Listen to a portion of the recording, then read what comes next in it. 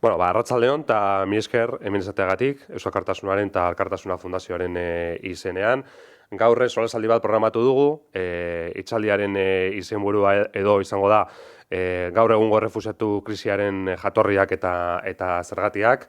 Eta, solasaldia emango duena, hain zuzen ere, Dani Alboan dagoena, ezagutzen duzue, nik uste dut, desente, gainera, eta bera da, Lorena López de la Calle, Eusko Alkartasunako nazioarteko arduraduna, bai. Bienvenidos y bienvenidas, en nombre de Eusko Alkartasuna y de la Fundación Alkartasuna, gracias por estar aquí, a todas y a todos.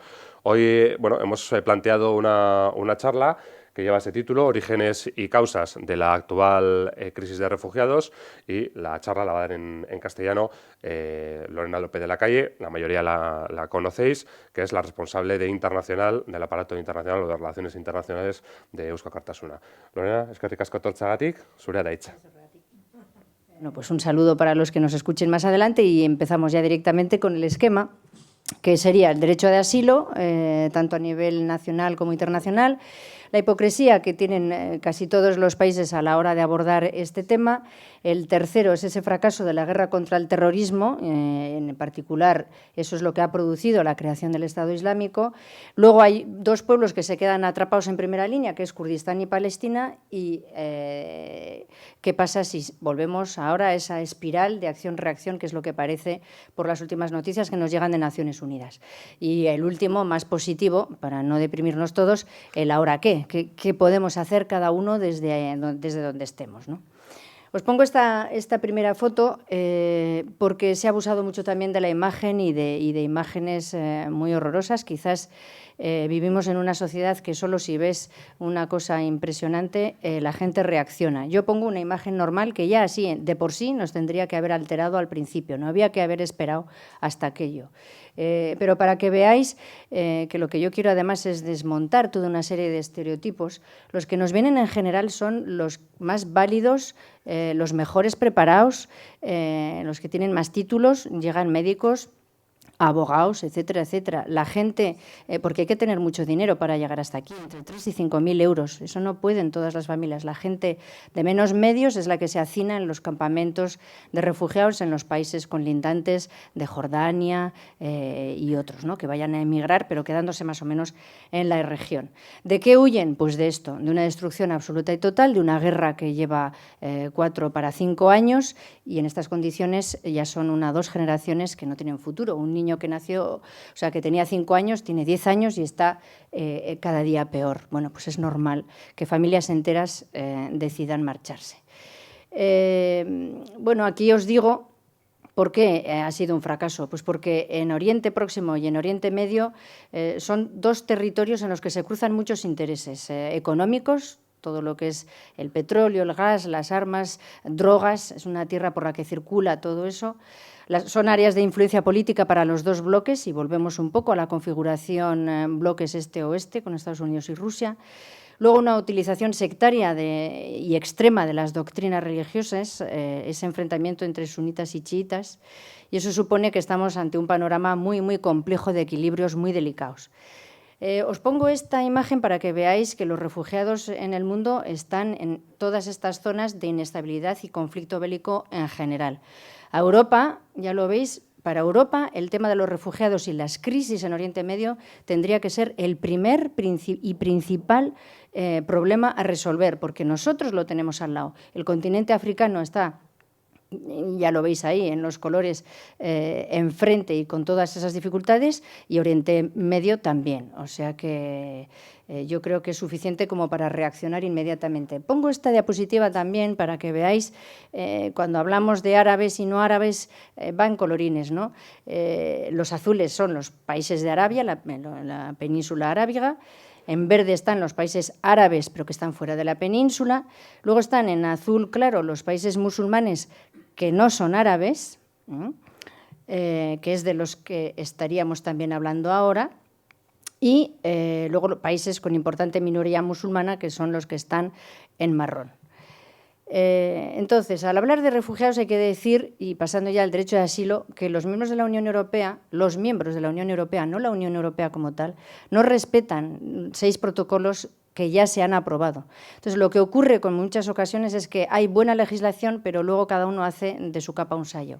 Los países no la cumplen porque no es de cumplimiento obligatorio. Las directivas son de transposición a la legislación nacional, y si los Estados quieren bien, y si no, es muy difícil actuar en contra de ellos, y sobre todo en materia de asilo. Entonces, se creó este sistema europeo común de asilo, que la redacción es maravillosa. Hay que decir también que esta redacción se hizo cuando no se esperaba que llegase tantísima gente, ¿no? Pero la idea es eso, de que se ayude siempre, se proteja a las personas que vienen de situaciones injustas, que se les ofrezcan condiciones dignas y aceptables, y además que se les dé protección a todos ellos dentro de la Unión.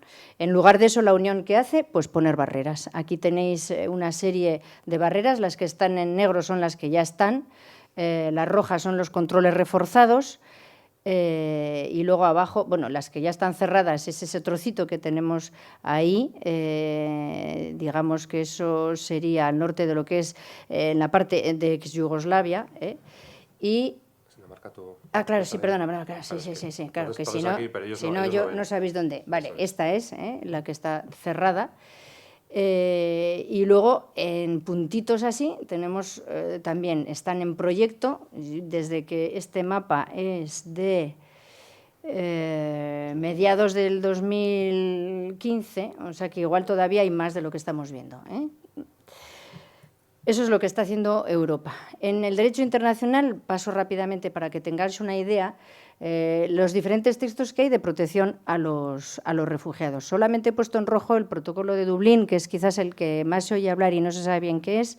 El protocolo de Dublín es aquel que dice que los solicitantes de asilo se tienen que quedar en el país en el que se registran. Entonces, en este momento, y para bien, el primer país que ha incumplido el protocolo de Dublín ha sido Alemania, porque Alemania dice que aunque hayan entrado y se hayan registrado en otro país, los va a aceptar igual. Ahora, lo que va a hacer la Unión Europea, y de hecho ya se han comprometido los ministros de la Unión el otro día, es en suspender la aplicación del protocolo de Dublín. Esto era para contener a los refugiados en un sitio, pero era muy negativo tanto para Grecia como para Italia, porque una vez de que entraban por Italia y les daban algún tipo de salvoconducto o algún tipo de papel que pudieran ellos utilizar, ya se los tenían que quedar. O si pedían ir a otros países, no les reconocían la estancia en otros países. Y luego todo lo que es derechos fundamentales de la Unión Europea o el derecho del mar, en el caso de las Naciones Unidas, muy adelantado también para proteger a los refugiados, y así andamos pescando, lamentablemente, a personas del agua. La Constitución española, que tanto nos piden a nosotros que la cumplamos, España no cumple en su Constitución este artículo 13.4, ni otras 5 leyes de extranjería, ni el derecho a solicitar asilo a aquellos extranjeros que accedan sin visado o por puestos no habilitados. Es todo el tema de Melilla. De verdad que yo tuve ocasión de visitar los centros de detención que tienen allí, en Ceuta y Melilla.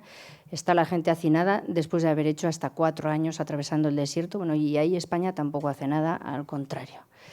El Consejo de la Unión Europea. Bueno, algo han hecho. Esto es la parte que podría decirse algo, que empiezan a hacer algo positivo, pero es muy, muy escaso. Se han dado 2 millones de euros para ayudar a Siria y Jordania para que la gente que está allí refugiada, bueno, pues la puedan mantener.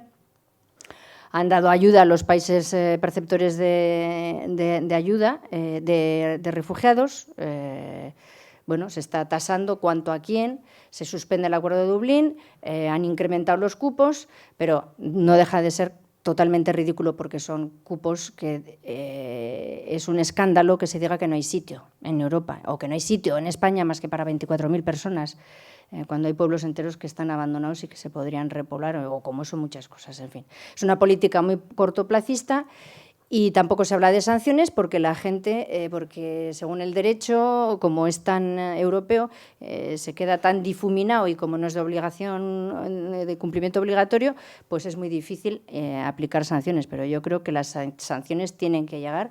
El derecho se hace y se adapta, y no vale decir que porque no hay una ley no puedo actuar. En ese caso, que hagan legislación, y eso tendría que partir del Parlamento Europeo. O por iniciativa de la Comisión Europea, que también podría. Esta es un titular el otro día de Liberación, donde pone que Hungría es la vergüenza de Europa. O sea, Hungría empezó, pero Croacia se las dio de que muy bien, y cuando se ha visto superada, Croacia también ha cerrado las fronteras. Para ir situando el tema en el origen, este es el final de un recorrido, pero yo creo que lo estamos haciendo todo al revés. Tenemos que ir a resolver las causas que producen eso. Entonces, os pongo este mapa para que veáis, cuando hablamos de suníes y chiíes, qué representa cada uno. Son muchos más, casi el 90% los suníes, y es esta minoría en verde oscuro, está aquí, en verde oscuro, la de los chiíes. Por eso hay conflicto en el Yemen, lo veis aquí, son chiíes, en Arabia Saudí son suníes, y lo mismo pasa entre Irán, Irak. Esta parte de Afganistán es la parte donde hay más conflictos porque se utiliza el concepto de la religión, pero no tiene nada que ver con la religión. En realidad son luchas de poder y luchas estratégicas y herencias de países que han quedado totalmente desmantelados. Hoy mismo Afganistán, después de 14 años de intervenciones tanto rusas como americanas o soviéticas en aquella época, pues ahora resulta que vuelven los talibanes a recuperar terreno. Bueno, pues es porque no lo estamos colectivamente haciendo bien. Las diferencias entre chiíes, esto es muy esquemático, pero más o menos, y es muy difícil de determinar, porque en realidad entre chiíes y suníes va cambiando y es más una cuestión política y de interpretación del Corán que otra cosa, pero se pelean por quién tiene que suceder a Mahoma. En un caso fue el yerno, en el otro el suegro. En fin, la línea era más, en el caso de los chiíes, es más de tipo religioso, que lo heredan los sucesores de Alá, y en el caso de los suníes es más pues eso, con la separación de poderes está menos ligado a la herencia, es más una elección de califas. Tienen menos poder, pero el problema ahora es que se ha hecho, no sé si es la siguiente, sí, es esta. Ahí os explico el poder de Arabia Saudí en todo esto y las responsabilidades de Arabia Saudí en las que luego vamos a ir ahondando. No solo por el petróleo y su posición económica, naturalmente, sino también porque Arabia Saudí desde el siglo XVIII está propagando lo que se llama como wahabismo, que es una versión muy extremista del Islam.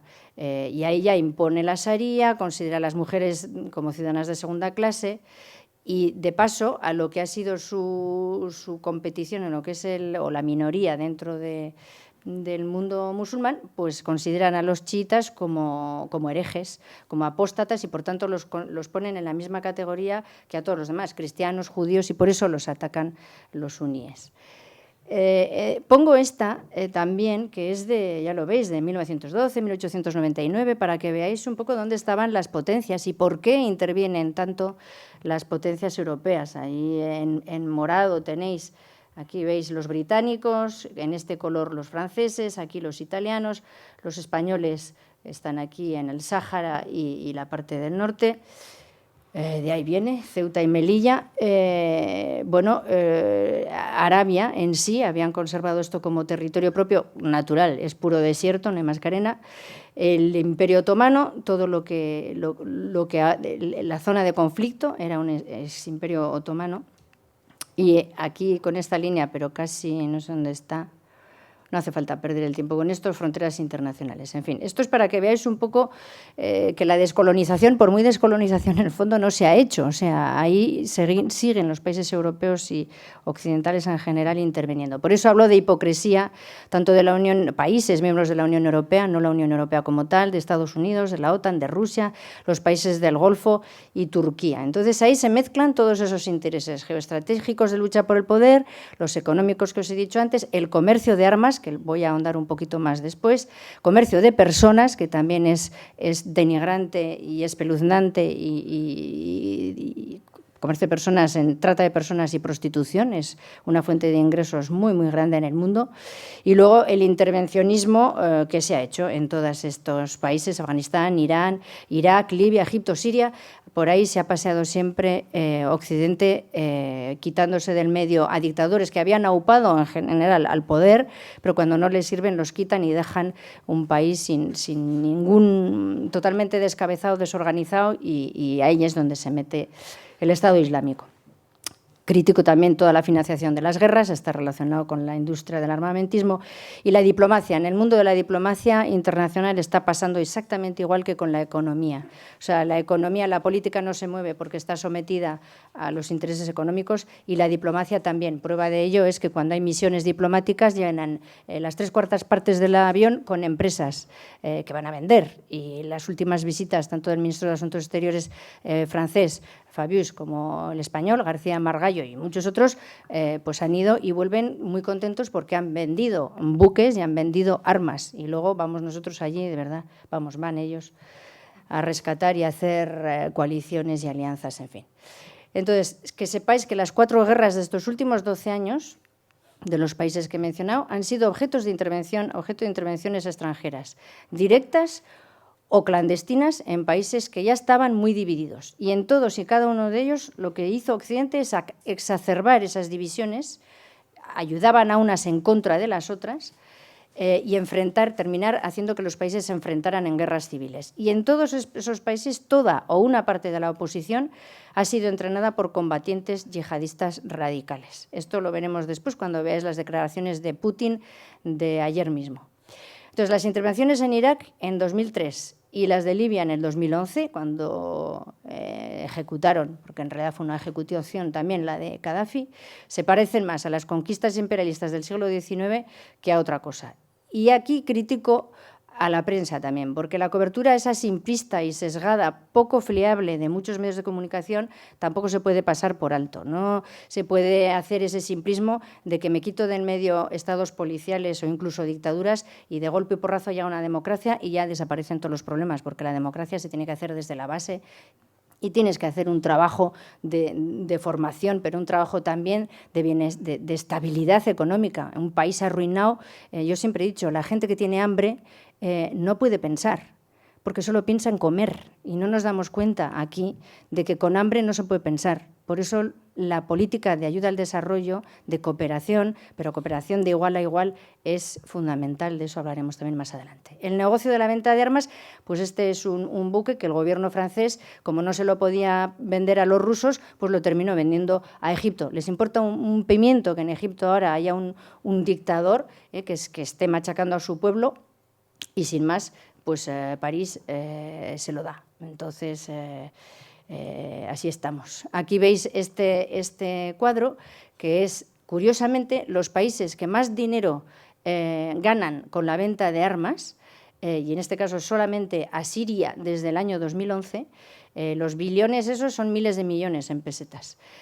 pues son los que menos refugiados cogen. O sea, mandan allí las armas, destrocen los países, pero luego las consecuencias de lo que hacen, evidentemente nada. ¿Qué países son los que más armas mandan? Pues ya los veis allí. Estados Unidos, Canadá, de la UE, el Reino Unido, Bélgica, Dinamarca, Francia y Holanda. España no se queda corta, ya os lo pongo después.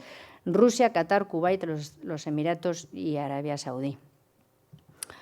Estos datos son del 2011. Hay de las 100 empresas principales, el 45% de las empresas están en Estados Unidos, pero el 33% en países europeos. Y ahí están los que veis: España, Reino Unido, Francia, Alemania, Italia, Finlandia, Noruega, Suecia y también Suiza, que pasa por ser un país...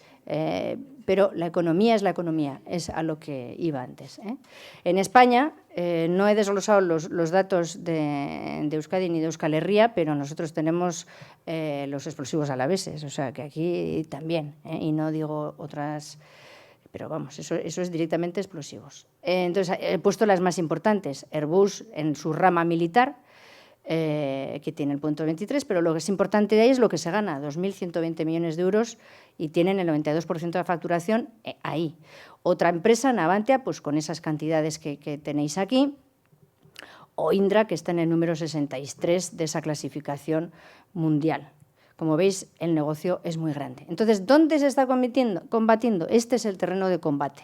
Os pongo primero esta diapositiva para que veáis aquí en más clarito dónde está Kurdistán.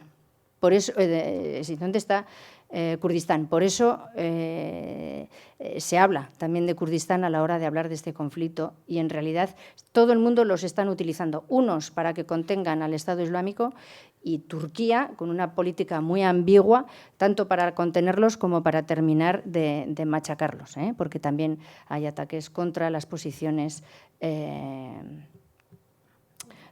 kurdas. Entonces, ya lo veis que están rodeados, pues eso, por Turquía. Luego vamos a ver cómo Turquía es responsable, con 800 kilómetros de frontera, de no haber controlado y dejar pasar por aquí todas las armas, la droga, la trata de personas, todo pasaba por aquí. Ahora, como se les ha apretado la tuerca, se está entrando por Libia. Se llegan los que van, los jóvenes inducidos que entran en la secta del Estado Islámico, porque termina siendo como una secta, pues pasan ahora casi más por Libia que por Turquía. Pero, en fin, veis dónde están las otras potencias. Aquí hay otras minorías, como los armenios, como Nagorno-Karabaj, que es uno de los países que tiene proclamada la independencia, pero reconocida por muy pocos países. Zonas también, por eso aquí, como ya veis, esto ya es Rusia, Georgia, expaíses de la Unión Soviética, y por eso la Unión Soviética lo tiene enfrente y ahora ve la necesidad de intervenir. Luego veremos por qué se trabaja con Irán, Irak, Siria, Líbano. Ahora vamos a ver todo eso. Entonces, Siria. Empezamos con Siria. La crisis de Siria, ya lo visteis, es la suma de 5 conflictos diferentes y todos se alimentan los unos a los otros. Empezó con una revolución popular contra una dictadura brutal, eso es así, corrupta, que es la de Assad. Además, tenían luchas internas entre diferentes facciones religiosas. Y luego, ¿quién apoyaba aquí? ¿A quién? Estados Unidos y Arabia Saudí, que apoya a los sunitas, e Irán e Irak a los chiitas. O sea, ahí estaba el mapa que veíais antes, verde y menos verde, pero luego cómo empieza todo con una revolución, aquellas de la primavera árabe, que no fue tal, se vendió aquí como una cosa de mucha esperanza, pero no prendió porque primero, no había suficiente base y segundo, los estados, en el caso de Bashar el-Assad, intervino radicalmente para aplastarlos y además financió a milicias que luego se han terminado incorporando en el Estado Islámico, milicias que estaban, luego lo veréis en una frase de Putin, pero esto se sabe, son datos que yo saqué de libros del año de 2013-14, creo. Putin solo lo dice ahora, estas cosas las manejaban igual más los servicios secretos y ahora ya lo sacan a la luz. Pero se sabía que se estaba financiando y entrenando a milicias, como antes, como he explicado antes, los unos con los otros, y al final termina todo en el Estado Islámico en contra de quienes habían montado eso en contra del Estado Islámico. Para que veáis la zona, cómo se reparte, esto es datos de ahora, del mes de septiembre. En azul veis lo que controla el gobierno sirio. ¿Ves? Es que este cacharro nos molesta ahí un poco. ¿Ves bien o no? Vale. En rosa, las posiciones del Estado Islámico que se mueven, claro, hay veces que va más y menos según las batallas que se ganan. Jabhat el-Nusra es una de las milicias que están aquí, que se habían montado con ayuda occidental. Hezbollah, que es la que está activa en el Líbano, pero que protege aquí esta parte. Y luego veis las posiciones extranjeras, bueno, los kurdos aquí arriba, son los que están, aquí hay una parte que está en Irak y que es territorio tienen una parte, luego lo voy a ver también, que es como una república autónoma. Pero bueno, ellos aquí están trabajando, ya veis dónde está Kobane, que ahora se habla menos, pero siguen en plena reconstrucción y de muy mala manera, porque están al lado de las zonas de conflicto. Pues bueno, están conteniéndolo, pero al mismo tiempo Turquía encantada de que haya bajas y a ver si así Kurdistán pues deja de tener tantas pretensiones. Tenéis que saber que Kurdistán ya no está bueno, lo voy a decir después con una diapositiva que igual es mejor para entender. Esto solo lo he puesto como un ejemplo. Esto es una de las bases Tarsis, yo creo que salía aquí. Mira, Tartus. Este puntito rojo son las posiciones rusas. Entonces, Tartus es esta foto, que son ya los aviones que y que están dispuestos para entrar en combate. La pongo solo como ejemplo para explicar lo que han sido en estos últimos meses, 3 semanas, desde principios de septiembre, cuando se autorizaron el sobrevuelo. Han participado también aviones franceses, sobrevuelo de la zona de conflicto. Lo utilizan para saber dónde están las posiciones y luego bombardear. O sea, eso era una previa a lo que puede ser ya un ataque a gran escala. Desde el aire, porque nadie se atreve a hacer una intervención militar en tierra, porque saben que el terreno lo conocen mejor los combatientes del Estado Islámico y todas las demás facciones, y sería una sangría para las fuerzas aliadas. A las fuerzas aliadas no hablan de las bajas de otros, que no siempre son las del Estado Islámico. Entonces, la coalición internacional, esto es lo que ha hablado esta semana, además es de mucha actualidad, porque en Naciones Unidas está pasando todo el mundo, también he incluido una cita del Papa. Bueno, pues Putin ha propuesto que se cree una coalición amplia, porque estaba la coalición occidental y la coalición prorrusa, y entonces quieren juntar las dos. No lo había puesto porque me parecía una exageración, pero como lo vuelven a repetir hoy, es eso lo que ha hecho Putin, que tiene que movilizarse los aliados, como fueron los aliados en la lucha contra Hitler, contra el nazismo. O sea, se está yendo a una escalada militar peligrosa, porque podría ser una conflagración bélica mundial. O sea, estamos en una situación muy grave, no se quiere decir tanto, pero hasta ahora nadie había hablado tanto, todas las cancillerías lo sabían, pero Putin ya lo dice, a mí me parece una sobrada, pero hay maneras de actuar de otra manera que ya lo comento después también. Entonces, ayer mismo él dijo lo que os comentaba antes, datos que se saben desde 2013 y 2014, que algunas filas de la oposición moderada en Siria, que estaban apoyadas por Occidente, fueron armadas primero, entrenadas, y después desertaron y ahora forman parte del Estado Islámico. Pero también hay francotiradores y exmilitares y tipo legionarios occidentales que entrenan a las fuerzas del Estado Islámico. En todo esto, el Papa, el día 25, el viernes pasado, criticó, fue a la raíz de la cuestión, y es que las instituciones internacionales, los estados, se valen de las instituciones internacionales para dar legitimidad a cosa que no la tiene, a intenciones totalmente espurias. Bueno, es una traducción que se usaba mucho cuando yo era intérprete en ese entorno, pero en fin, interesadas, o sea, a intereses de todo tipo, ¿no?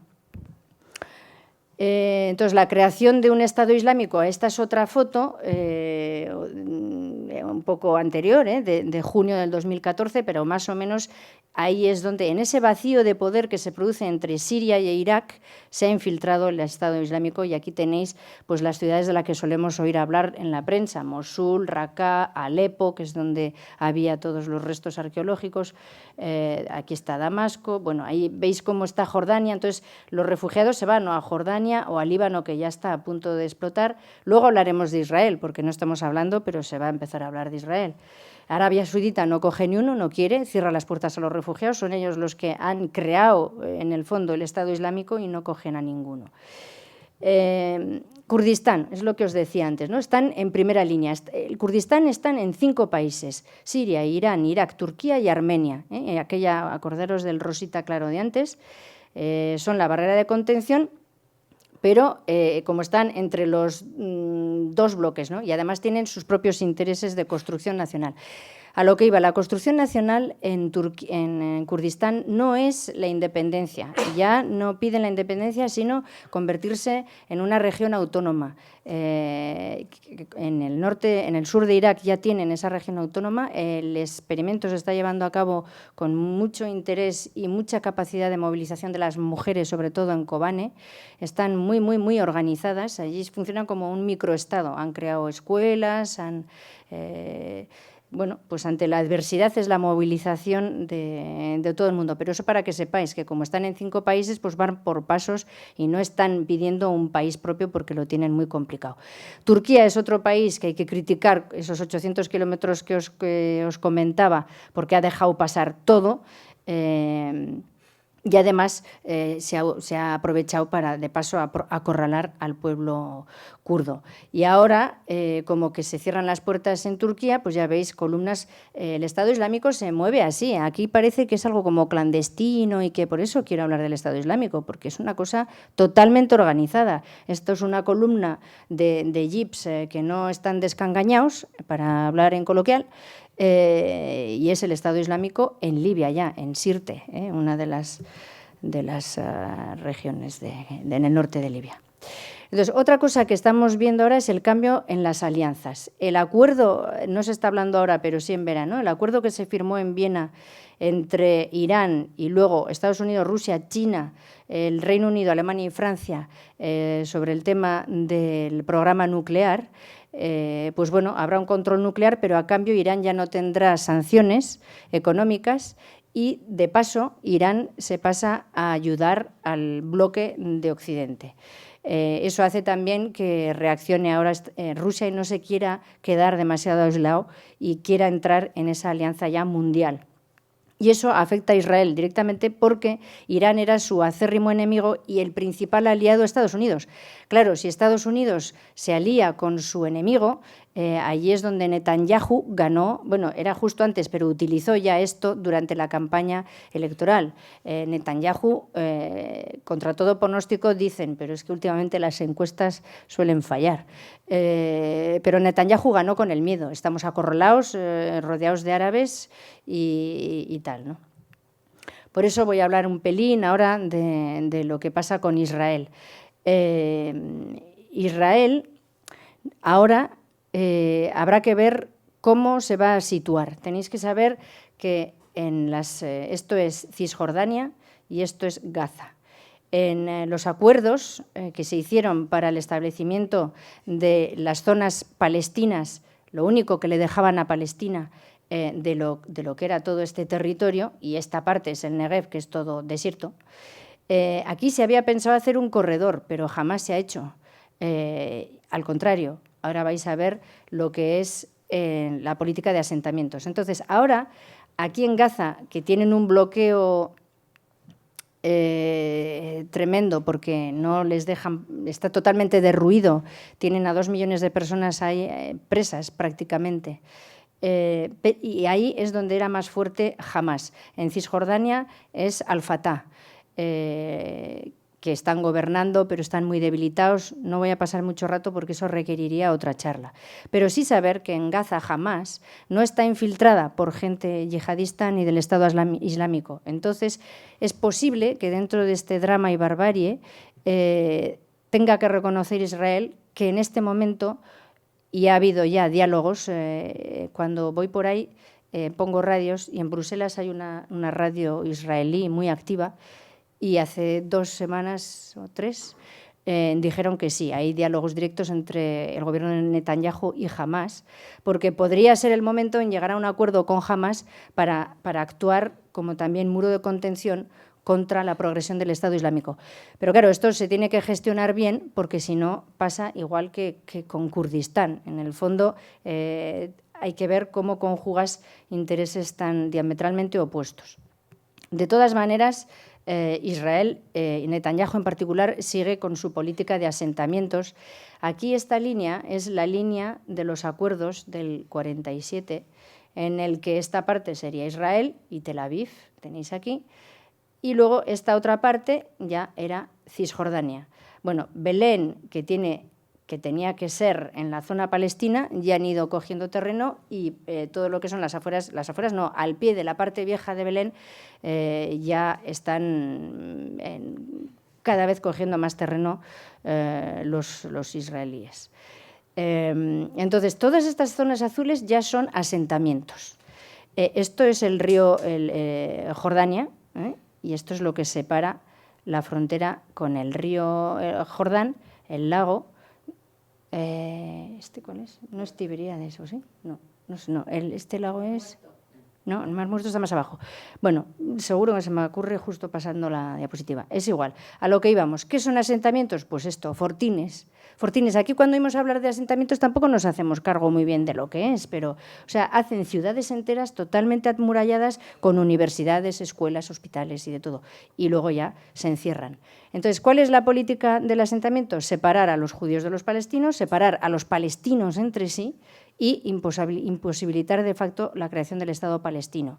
Así es como está la situación antes de ver ahora cómo se va a mover ese ajedrez internacional. Ojalá sirva para que no siga así, pero Netanyahu, como está en minoría, solamente gobierna por un diputado más, sabe que igual su gobierno no va a durar mucho y entonces está yendo a toda velocidad creando más y más y más asentamientos. El muro, esto es el nombre de una organización, hay oposición en Israel, hay un movimiento israelí que se llama así, Detengamos el muro, para que veáis cómo se paran las carreteras. Este lado es el lado árabe, el lado palestino, y del otro lado pues habrá un asentamiento. Es una pasada porque también lo hacen en oblicuo, para que no salten. O sea, está torcido, es increíble. Y del lado palestino, pues pintan puertas, queremos salir y una Palestina libre. Esta es la entrada a Ramallah, pues es como Berlín en su día, con las colas y demás. Esta es la entrada a Ramallah, pues para que veáis cómo, bueno, tienen sus héroes caídos en la guerra, cómo está. Esta la pongo solo porque estos días hay conflicto en esta zona. Esta cosa de aquí no sale en la prensa occidental. Es alucinante. Nos están dando imágenes que se cortan aquí. Y esto es una cosa que han puesto la policía israelí desde hace, creo que un año o así, y es una manera de entrar con todas las tropas militares que los ponen aquí, en esta esquinita de aquí, entrar directamente al otro lado, porque este mismo muro, este es el muro en el que rezan los judíos, y el otro lado es la explanada de la mezquita donde rezan los musulmanes. Entonces, para poder intervenir rápidamente, las tropas israelíes vienen por aquí corriendo y pasan al otro lado inmediatamente. Suben o por aquí o por todos estos tejados. Yo lo vi, cómo lo hacían. Suben por estas escaleritas de aquí y de aquí suben por aquí detrás, chuf, y pasan al otro lado. Entonces, claro, esta también es una zona de mucho conflicto, lo he puesto solo por eso. Entonces, ahí os ponía lo que decía antes, ¿no? Esta es una camiseta de una persona que le pedí permiso para hacerle la foto, porque no me interesaba sacar la cara, no, pero sí su camiseta, ¿no? Yo tengo razón y tú no tienes razón. ¿Alguna pregunta más? Así es el posicionamiento que se ha tenido en Israel, entonces es muy difícil de salir de eso. Pero bueno, nunca se sabe. Pasamos ya al califato. Este es el califato, lo que quisieran construir los del Estado Islámico. El califato islámico mundial. Empezar por aquí e irse expandiendo, así es como llaman a los territorios, claro, al-Ándalus. Y en esta foto, ni cortos ni perezosos, nos ponen a nosotros también. Así que esto lo he sacado de la web, porque hay otro mapa escrito en árabe, pero yo os lo he puesto en la traducción fonética. Entonces, dos conceptos. Los yihadismo, salafismo, porque es difícil, ¿no? El yihadismo. Los dos países, el yihad es la lucha, ¿no? Pero no hay un yihad, no tengo tiempo para andar en eso, no todo el yihad era malo, pero se ha utilizado como la palabra de la guerra santa, ¿no? Pero de verdad que quienes lo han propiciado ha sido Arabia Saudí y Pakistán, ya lo hemos visto antes, son las ramas más extremistas de la interpretación más doctrinal y férrea, es un poco la Inquisición del mundo musulmán, pues es eso, una interpretación extremista, la sharia, te cortan la cabeza, las manos, etcétera. Y el salafismo es muy parecido. En el Estado Islámico se llama salafismo, pero lo que les diferencia es que los unos en Arabia Saudí y Pakistán aceptan la autoridad de un rey, mientras que los otros luchan por crear el califato islámico mundial, que es lo que os he enseñado. Ya en la Unión Europea, en el Parlamento Europeo, en el 2013 ya se decía que Arabia Saudí era la principal fuente de financiación de las organizaciones rebeldes y terroristas desde los años 80 y habían dado 10.000 millones de dólares, 8.000 millones de euros para que se promocionase y por todos los medios, o sea, con escuelas, sobre todo Internet, medios, televisiones y demás. Y ya se decía que el número de combatientes no iba más que a aumentar. Entonces, el Estado Islámico se crea como tal el 27 de junio del 2014. Su líder es al-Baghdadi y hay que saber que es una organización muy bien estructurada, que es rica porque tiene mucho dinero, lo vamos a ver, que combina la seducción con el terror, es el funcionamiento de las sectas, que destaca en la guerra electrónica. Yo no tengo tiempo aquí, pero en un escrito que hice hay páginas web donde te enteras de todo. Tienen una publicación también, una revista, llaman por el número 9. La revista es con un lenguaje muy arcano, está en francés, inglés y alemán, un lenguaje muy complicado, muy arcano, como hacen las sectas, para parecer que intelectualmente es una cosa que requiere mucha atención y es muy interesante, pero es una forma de captarte en realidad, ¿eh? Es algo típico de todas las sectas. Está estructurado con 2 gobiernos, con 2 primeros ministros, unos en Irak, otros en Siria, tienen manera de comunicarse y tienen todos los ministerios. Yo aquí hablo del de información porque es el que hace toda la guerra electrónica, que por cierto, ¿os acordáis en Navarra cómo entraron en los ordenadores? Pues eso es una invasión que se hace con los programas. Y de este depende esa Agencia de Seguridad de Información que es pues eso, todo lo que es el arma represora del Estado. Claro, tienen un ejército regular, armado, y además tienen fábricas de armamento. No es que sea una banda de descerebrados, no. Entonces, el ejército regular es ese, no tengo tiempo de entrar, pero sí os hablo de los aspirantes, de los jóvenes europeos occidentales que se marchan. Les dan en un mes manejo básico de armas, estrategia militar y eso sí, aprenderse que el martirio es el fin máximo de liberación de este mundo, igual que muchas sectas inducen al suicidio también. Entonces, se les seduce con ese extremismo de la doctrina, pero también con dinero. Ahí, según la nacionalidad, se cobra más o menos. Y eso es también, pues eso, con los objetivos de propaganda que digo hay evidentes, porque lo que les interesa a algunos es también, a unos los tienen dentro y a otros luego los mandan de misión fuera. Y claro, vuelven entrenados a los diferentes países. Los que ganan más, ya veis que son los americanos, y los más pobres, pues los de allá, los sirios y los iraquíes. El ejército de fronteras que tiene el Estado Islámico es para protegerse de las agresiones extranjeras, pero también para controlar todo el contrabando, que luego veréis las fuentes de financiación, y la salida del territorio de toda esta gente, porque cualquiera no sale. Al que tenga un momento de conciencia y piense, me he embarcado en una cosa que no tenía que haberme embarcado, son disidentes y entonces los dan muertos en el combate, pero en realidad los ejecutan. No me parece bien utilizar fotos, hay en internet filas de 20 chavales y detrás militares con una pistola y los ejecutan a 20 al mismo tiempo. O sea, eso está, es así, no es inventado. Entonces, tienen un Ministerio de la Justicia que es el que le da ese sesgo de legalidad utilizando el Corán, pero el Corán al servicio del terror.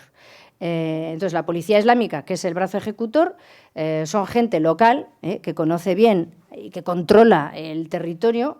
Entonces, como tú le conoces y él te conoce a ti, pues tiene a toda la gente amedrantada, porque además ahí a la mínima que te apartes de lo que... Y hay muy buenas películas. Ya sabéis que yo siempre hablo mucho de la cultura. Yo creo que la transformación, y luego lo comentaré, viene a través del mundo de la cultura.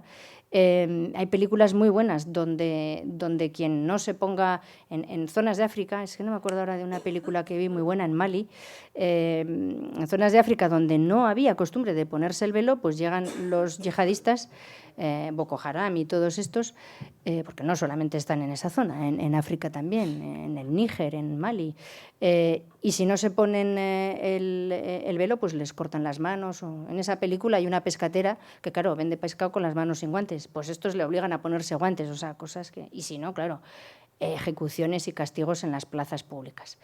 Entonces, pues eso, lapidaciones, amputaciones, crucifixión, eso es lo que ocurre. Este es el Servicio de Seguridad y Propaganda, tiene la población fichada y la manipulan. Y además son los que hacen los vídeos. Esos vídeos, gore, que es ese vídeo de mucha sangre,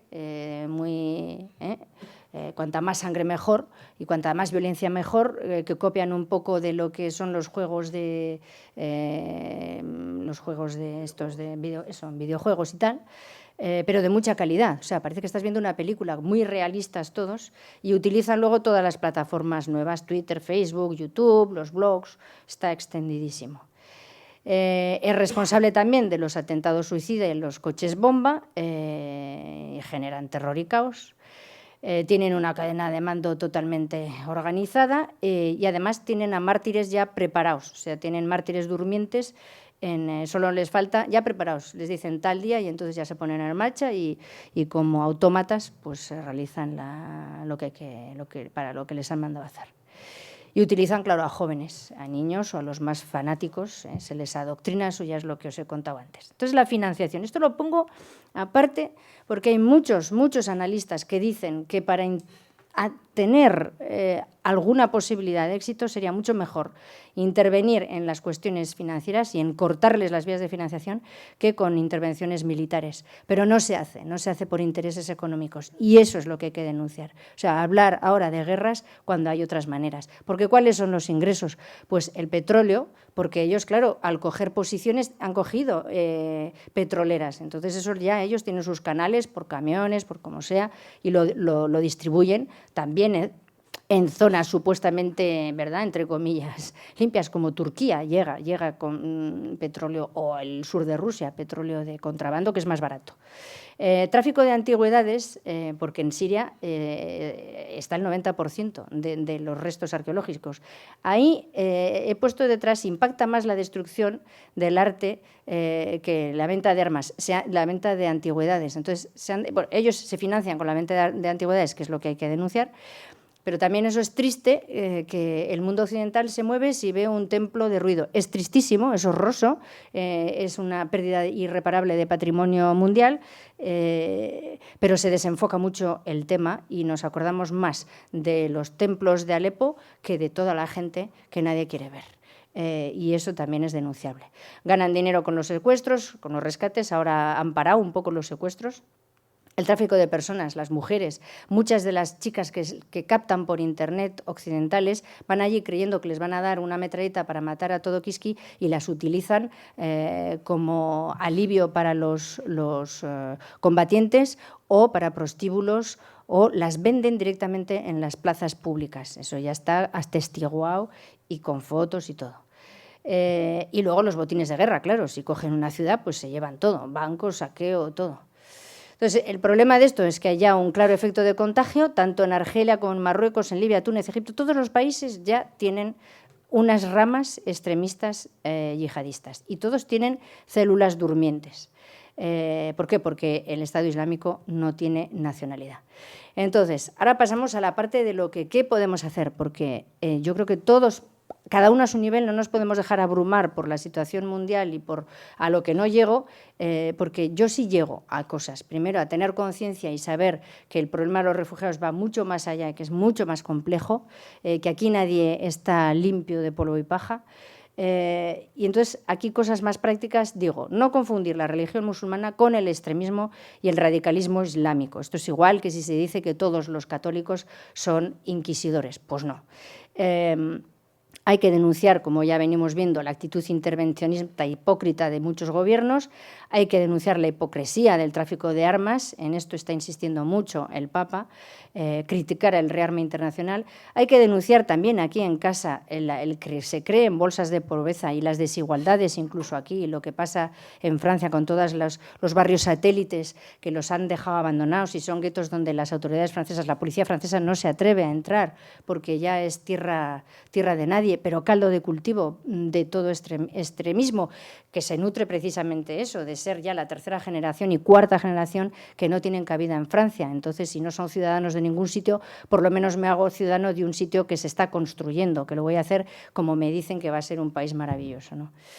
Hay que denunciar la actitud de Arabia Saudí, ahora viene la Copa del Mundial del Fútbol, todo lo que se está haciendo, cómo se ha utilizado a los palestinos, cómo se está muriendo, como en el Valle de los Caídos, allí la gente para construir cosas, estadios grandiosos que se utilizarán 3 días, que están costando una millonada, en sitios que no quieren coger a ninguno de los refugiados que están ahora alrededor. Hay que criticar también la financiación de las mezquitas en el mundo entero. Mucha de la financiación de las mezquitas viene de Arabia Saudí, pero para transmitir esas ideas extremistas. Yo creo que el Estado, los Estados de Derecho, tienen que protegerse ante lo que es una propagación de ideas no democráticas. De alguna manera debe de intervenirse en eso. Hay que criticar también pues eso, las compras de Airbus y demás, que son empresas europeas y que también vienen, más luego las derivadas a lo militar, claro que sí. Denunciar las antigüedades, el tráfico de antigüedades es impresionante, hay muchas antigüedades ahora de Oriente Medio a precio asequible, eso en los mercados del arte se está viendo y nadie se cuestiona, o sea, a todo el mundo le hace gracia tener una estatuita en casa, a todo el mundo no, porque esto es solamente para unos pocos muy privilegiados, pero no deja de ser un escándalo que no se critique eso también. Aparte de la destrucción de patrimonio que hemos hablado antes. Y luego denunciar también la utilización de la mujer para la prostitución, la esclavitud, los matrimonios formados como botín de guerra, ¿no?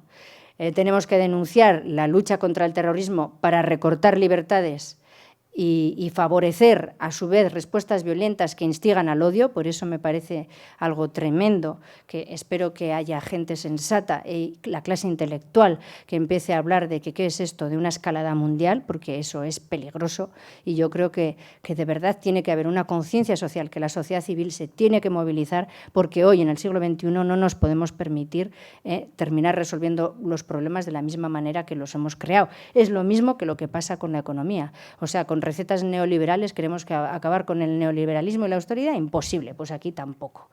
Y por eso hay que hablar más de cooperación. No hay que hablar de cooperación contra el terrorismo, sino cooperación y desarrollo compartidos. O sea, hay que hacer lo necesario para que y es lo que decía el otro niño, un niño de 12 años el otro día, si nosotros no nos queremos ir de Siria, que lo que queremos es que no haya guerra, si lo dicen los niños, o sea, hay que hacer lo necesario para acabar con esa situación. Y luego que haya financiación en los lugares de culto. También hay que pedir responsabilidad y respeto como base de la libertad de expresión. O sea, hay un momento en el que se está faltando al respeto y entonces eso también hay que medirlo con tiento y tacto. Hay que ir hacia la tolerancia y el diálogo como instrumentos para resolver los conflictos y no al revés, por la fuerza. Y luego considerar la diferencia cultural e incluso la ideológica como un enriquecimiento de una sociedad que estamos todos compartiendo, cada uno a su nivel. En Gasteiz también, en Araba también. Por eso la clave está en la educación, en el aprecio y respeto de la diversidad y en la cultura, que es lo que decía antes. La cultura es la que tiene que transformar las conciencias, la que tiene que saber transmitir esos valores imprescindibles de solidaridad que necesita nuestra sociedad. A nivel local, ¿qué podemos hacer nosotros aquí, en Gasteiz, en Araba, en Euskal Herria? Pues trabajar en los barrios con las asociaciones, propiciar la multiculturalidad, ser creativos a la hora de generar espacios, lugares de encuentro compartidos. Aquí, por ejemplo, los pakistaníes juegan al béisbol. Bueno, nadie lo sabe más que su comunidad. ¿Por qué no se les da cabida? ¿Por qué no se enseña a los de aquí también a jugar al béisbol u otras muchas cosas, ¿no? Compartir las fiestas, las tradiciones de los que viven con nosotros. Ellos acaban de celebrar, los judíos, por ejemplo, aquí hay pocos, pero puede que los haya, el Año Nuevo, pero también estamos en días de fiesta para los musulmanes. Pasa desapercibido, tendríamos que saberlo. Hay que trabajar y dialogar con las comunidades religiosas musulmanas para que fluya ese diálogo, para que se vea que estamos hablando de igual a igual, también para ir interviniendo en que los centros religiosos sean centros religiosos, pero no de adoctrinamiento extremista. Y luego, claro, atajar los extremismos desde el primerísimo momento que se produce, por eso que se actuó bien en el caso de Maroto, cuando se empieza ya a caer en lo que es radicalidad, ya sea radicalismo islámico u otro, cualquier fanatismo sectario, hay que cortarlo lo antes posible y de raíz y denunciándolo. Termino con una frase que ha pronunciado la semana pasada Pepe Mújica. Él sigue siendo un hombre optimista que ha sabido hacer de su país un país pequeño, comparable en habitantes con Euskal Herria, no en superficie, pero él dice la solidaridad podrá con la codicia, que es lo que está arruinando en este momento al mundo. Y esta última os la pongo como regalo, porque realmente yo creo que a lo que tenemos que ir es a eso, como esta niña que iba con 40 grados y quería comerse los 2 helados al mismo tiempo, y iba pegando chupetones al uno y al otro, para que no se le derritieran del todo ni el uno ni el otro. Esas son las ganas de vivir pese a la adversidad, pese a cómo estamos, pero las ganas de vivir por dejar a los hijos, pero por nosotros mismos también, a los hijos un mundo mejor, pero nosotros mismos también, porque no tenemos por qué caer en esa desesperanza que nos quieren vender. Y yo creo que cada uno a nuestro nivel podemos hacer cosas y lo haremos. Eskerrik asko.